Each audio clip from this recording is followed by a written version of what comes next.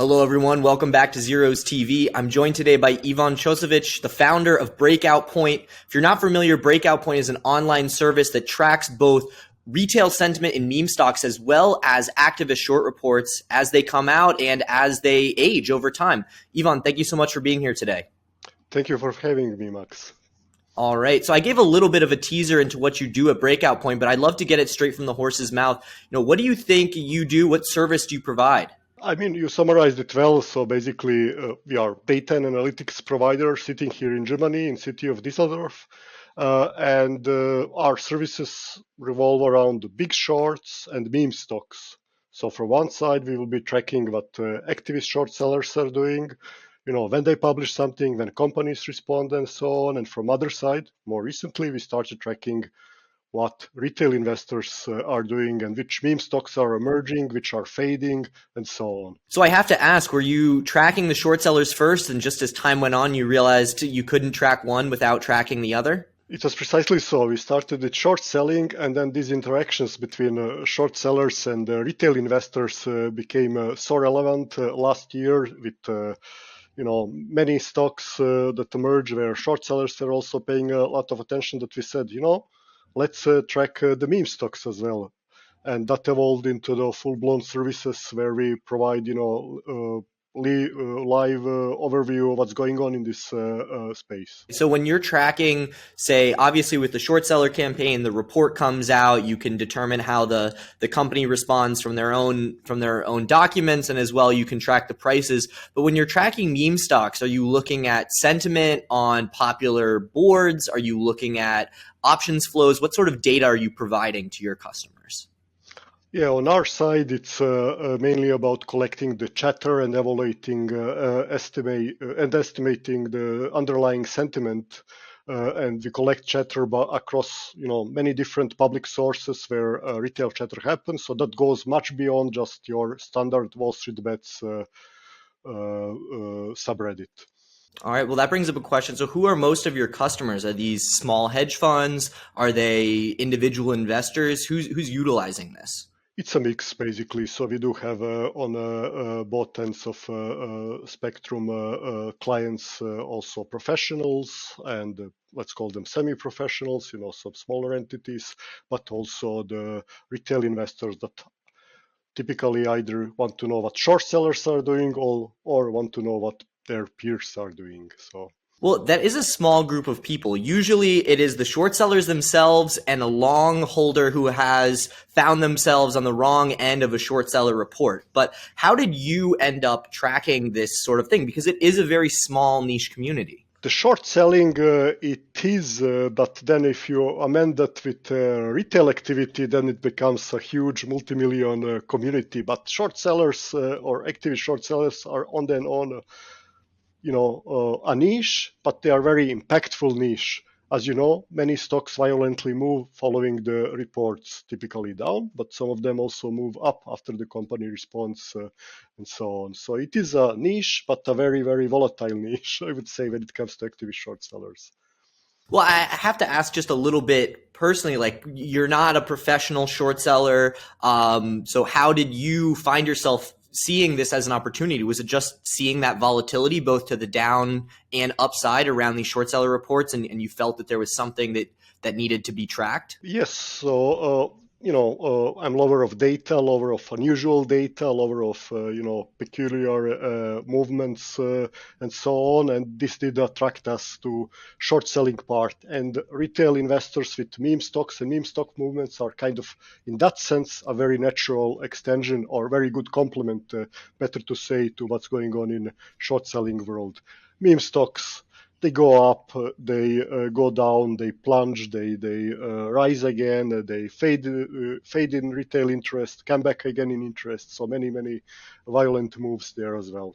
All right. So I wanted to shift now to one of my favorite things about Breakout Point, which is your weeks in review. You do a great job of tracking what has come out, what has worked over different time scales, if there's any trends in terms of people going after the same companies or going after sectors. And so I'd like to turn this conversation less to a general assessment of Breakout Point and more to what you have seen in the market over, let's say, the last month. We'll start on the short side. Short sellers had a tremendous time at the beginning of October, but really things started to turn in the middle of October with a lot of things starting to move against them. When you look back over what we've seen now, recording this, it's sort of the second week of November. What have we seen over this back half of October and really the beginning part of November? Yeah, indeed. So for the whole month, so for past 30 days or so, we've seen about 20 major new short reports. The most successful were actually those targeting, focusing on these smaller meme stocks. So we have seen a lot of success for Kerrisdale with Camber Energy, the meme stock that went up prior to the report several 100%.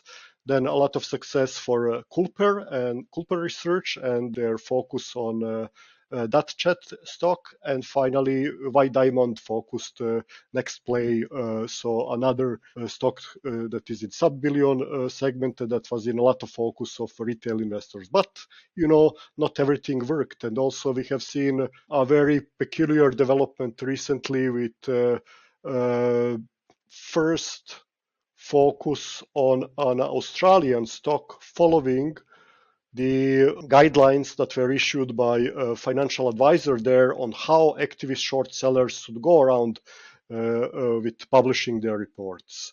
So basically among these guidelines is that the short sellers shouldn't be using too emotional language, that they should publish outside of trading hours, and there are several other guidelines. So it was very interesting to observe, J Capital publishing a report outside of the hours, company then being able to halt to the stock, to provide response, and only after all of this developments, the stock resumed trading. It did go down following that. I think on the first day closed about 16%, and it is yet to be seen what happens next. So very heated atmosphere there in Australia with the latest short report. So that's been on our radar as well. Well, and as well now, J Capital is being sued by Vulcan, and they're being prevented from republishing or from really commenting on their report until the lawsuit has been clarified. Correct. That was the latest kind of development on this particular campaign. Well, you're tracking ideas, short reports from all over the world.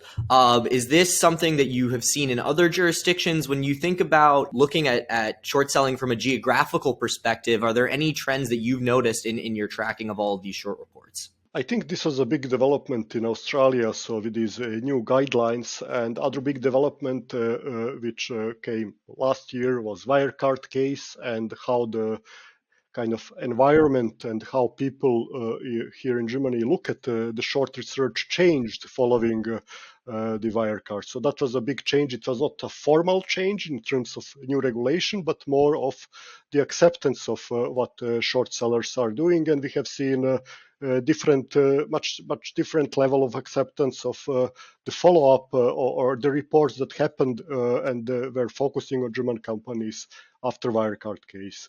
But Australia is indeed in these terms different. So I want to focus then a little bit on your assessment of 2021. Earlier this year, obviously, you had the sort of beginning of the meme stock phenomenon, short sellers getting squeezed, obviously huge funds like Melvin taking it on the chin. And you even had some people in the media talking about the end of short selling, the death of short selling. Since then, SPACs have let out a lot of air. But we have seen meme stocks return. In your assessment of the year of 2021 for short sellers, has it been their year or has it been the year of the retail traders? Who's really in the lead here? I think it's two universes that coexist and occasionally clash. Not always, but regularly they do clash, but they do coexist, and I think that will remain to be so, in spite of what some in media were assuming that it's the end of big short selling era and so on. Actually, following the January meme stocks and so on, we have seen so many successful reports. So many stocks going down following the reporting and so on. So we have seen actually enormous amount of success on activist short selling side. Yet again, both universes do coexist, and there has been recently more interaction between two worlds. So for a while it looked they are out there, but the meme stocks are not necessarily in the big focus of short sellers. But these three cases that I mentioned earlier, so Kerrisdale, Culper Research, and White Diamond, they did focus in October on very notable meme stocks.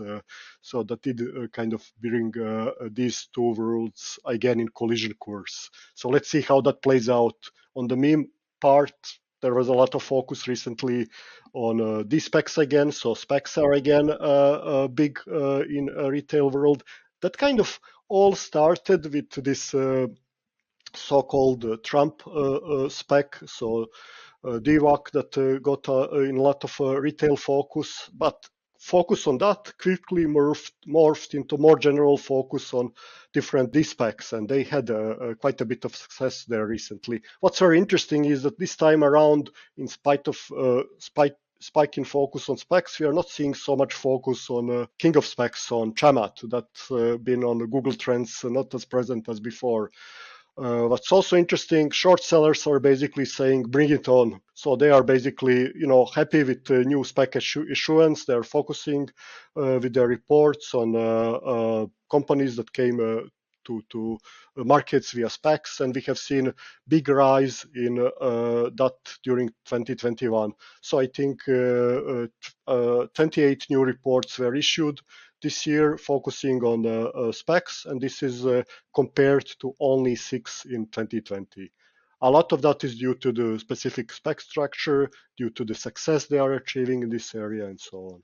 So as well, in terms of tracking the individual ideas, the types of ideas that are working, you keep track of the individual short sellers and you give them a bit of a scorecard for how they're doing this year. Who right now is putting out the largest volume of research, and then as well, whose research is being the most hard hitting? Indeed, we do track that, and when we looked at the end of the Q3, basically we noted that Hindenburg is doing very well. So they had 8 reports out with average decline at that time of about 40%. Wolfpack had 4 reports with average decline of 50%. And the third one, which was very, very interesting, was smaller activists, so lesser known maybe, Night Market Research with 4 reports and average decline of almost 60%. So that would be 3. We have more in our report, but that would be 3 that I would point out here right now. So I think we've covered short selling pretty well here, both on the short term and on the year. But what about the meme stocks? Obviously, GameStop, AMC are the names that come to mind when most people think of them. But since then, the term meme stock has been applied to really anything that just happens to squeeze on retail popularity, even if it isn't as ubiquitous as GameStop and AMC. So in your tracking of meme stocks over this year, how have they evolved? Where is the memeability coming from? And are there any trends that you think are important for both short sellers and just individual investors as well to pay attention to? The AMC, GME are indeed, and other bunch of these stocks are what we call OG meme stocks. So they happened in January. They kind of put the meme stocks on the main stage. Before them, we had several other stocks in 2020, including Hertz, Bankruptcy Place, and so on. But kind of these OG meme stocks, AMC, BlackBerry, and the GME, brought this segment to much more attention than it was previously been. Similar to short sellers and the media headlines about short sellers, end of era, we have seen so many headlines about end of meme stocks. And yet again, every time there is a new meme stock, retail investors are back there. They are looking at the new name or are reverting to an older name because of a new catalyst and so on. Also, the narratives are evolving and changing. There is always this underlying, or very often there is this underlying narrative, and that persists of high short interest, short squeeze, but there are also many other narratives and many other events that retail investors keep on looking at. Currently, it's a lot about these specs, as we mentioned, and with Trump spec that brought specs back to attention. A lot about what retail is looking at is on EV stocks currently.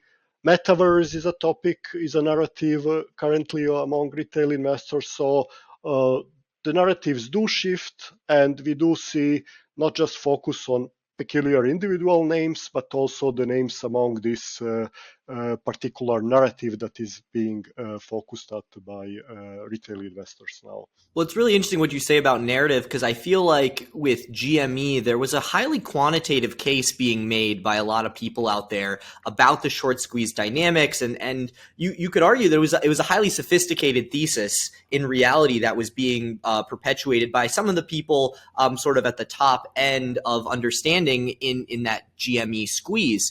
Since then, a lot more has shifted into narrative. Have you noticed that it's become more of a narrative game and less of a quantitative endeavor like we saw with GME? Sometimes it's about how sustainable this or how memeable this stock is. So we usually say, so many things are being thrown around and thrown at this, retail wall or Wall Street Bets wall, and only few things stick around. So the stronger maybe the narrative, the longer the stock will remain around, because the segment of retail investors is also becoming more and more.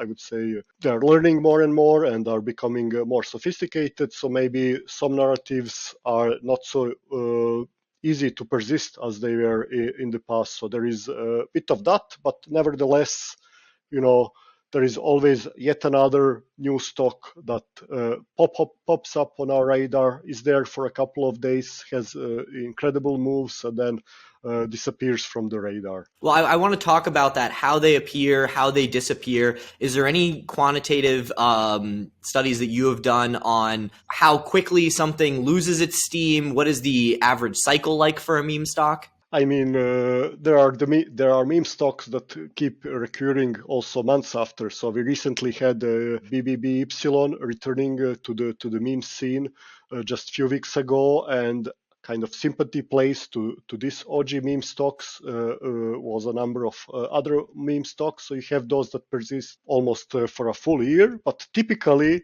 this is something that we note for several days, and unless if it is a really recurring topic such as EV stocks that recur, like specs now, they were popular earlier this year. Now again they are popular. The big names such as Tesla, Nvidia, NIO, recently Ford. So these names are that kind of persist for many weeks or many months, but are not necessarily what you would design as traditional meme stocks. So we have seen Moderna being ultimate vaccine stock for many months among retail investors, but they kind of also got disappointed with the recent developments and are looking at some Pfizer and some other names much more than that. So these things do evolve also as the fundamental circumstances around the stock evolve. And it's also a lot about the price action. Does the chatter and the level of focus is being supported by positive price development? And if there is not much of that, the focus fades much quicker than on those names where there is a supportive price action. That is a great question. What comes first, the chicken or the egg? Is it retail interest or is it price action? Is it price action that pulls in the retail interest, or is it retail interest that's driving the price action? We have seen both. So Okay. we see both cases. We see retail reacting to price action, or typically some event that causes price to move, and they some cases widely jump on the board of this price action and probably contribute to the further price developments. But we have also seen the cases where the retail narratives start and retail chatter starts, bringing this stock to the main stage. And sometimes it's hard to say. So again, a prominent recent example has been DVAC, so the Trump spec, and it was kind of simultaneous. There was this news about involvement of Trump, and then retail chatter started with that. Prices started jumping. Then there was this sympathy play, funware that retail started looking at, and that was more driven by the pure sympathy and expectations that this stock is then connected to the main event, which was DVAC. So we have seen everything, to be honest, Max. You use this phrase sympathy play. That's a new one for me. So are these the meme stocks that are like, if you loved Hertz, you'll really like Avis or something similar sort of thing? Are they always in the same sector? You can easily put the same narrative on it. What makes something a sympathy stock? Yes, so this would be then, and that's what we are also noting quite a bit in this retail investors multiverse. If a significant name starts trending and starts achieving big success, many will be looking at the peers or what I called sympathy plays. Will be looking at what are other opportunities, what could also be affected by that stock, maybe not to the extent and not move as much as the other one, but yet react to the positive developments in this EV stock or positive developments in this metaverse related stock or this, whatever the main focus and narrative is, people looking at what are other stocks that could or should move alongside this stock. So this is coming then towards the sector focus where stock got so much retail focus that retail also starts thinking very quickly, usually, especially if the main stock starts moving quickly, looking at stocks around it and if there are good candidates to move together with this one.